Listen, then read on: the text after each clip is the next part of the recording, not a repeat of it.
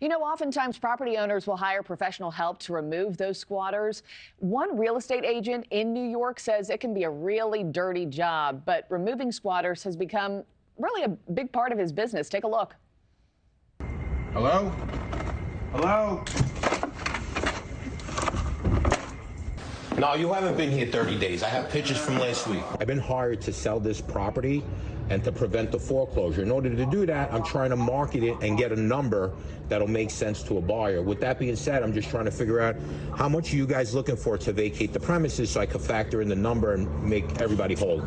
Yeah, there he is, jumping through windows to confront these squatters. Joining me now is Sal Taramina, real estate agent and owner of NYC Short Sales. Sal, thanks for being with me this morning. You've been in real estate for, what, 20 years? You've had some wild stories of squatters that you've come across during your time. What encounter takes the cake, sir?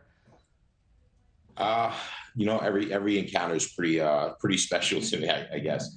But, you know, it's really heartfelt that many of these homeowners are having some major issues along the way. One of the ones that really hits home is there was a New York City teacher that used to travel every summer.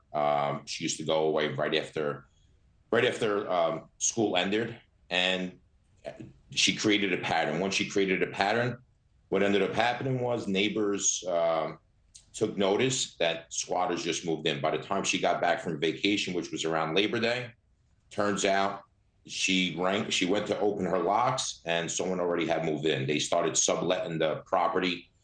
She couldn't do anything. She didn't have the funds to go to landlord-tenant court. Eventually, her property sat there for 7 years. Only reason why is because there was I'd say about 16 people living in there. So other realtors were fearful of the situation. Other realtors were fearful of the situation and didn't want to approach them. It just makes your blood boil to hear some of these stories, Really and does. to watch it too. You know, I might also add, we're playing some of this video. When you go check out a property yourself, you often record it and post it on social media. And I wanted to show one because one of your videos really went viral, getting 20 million views. The squatter moved in after the homeowner passed away in 2015, lived there for 9 years. Here's his reaction when you tell him he's evicted and has to get out.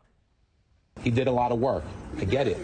New water pump, new water heater, new plumbing, But new Emmanuel, yard, new bathroom, new living room, new everything. but Emmanuel, well, why would you do that if you didn't own the house? He lived here for 9 years, granted, so he didn't pay anything. So that's the positive, right? So if you laid out, what'd you say he spent? Close to 70, 60,000. I'm trying to live comfortably. I get what you're saying, but I wouldn't. And just let it sit, just let it be. No, but I get what you're saying. Make it comfortable as possible. Yeah. 9 years. Correct. Squatters' rights. So he had squatters' rights that were established after 30 days, okay? But lawfully he evicted him in court. 9 years that nobody's paying. I mean, obviously that homeowner had passed away, Sal, but it's got to be infuriating for these homeowners when they learn police can't even help them out. Make it make sense for us. Where did this all start?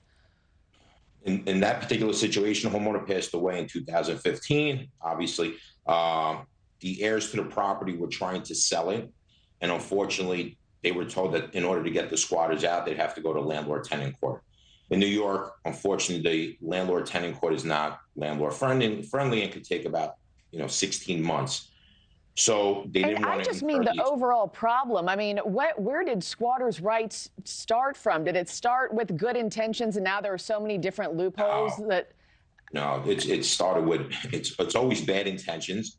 There's properties, a lot of people say, how did people just neglect the property? But in New York, when you have family, when you have parents, God forbid, they pass away, the children are not living in there. So the property sits vacant while you go through probate court. And before you know it, people are already living in the house. It's happening on a large scale. It's hard to control. In that particular situation, they did not want to deal with the squatter. He was screaming. He was scaring them, threatening them. Then, so the goal was to sell it with him in there, and the new buyer incurred the expense to actually, deal with the eviction.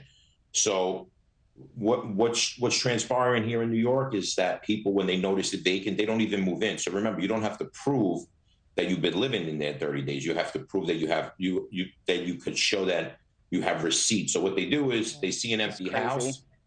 They put the utility bill under their name, and 31 days later, they get that utility bill and they move in.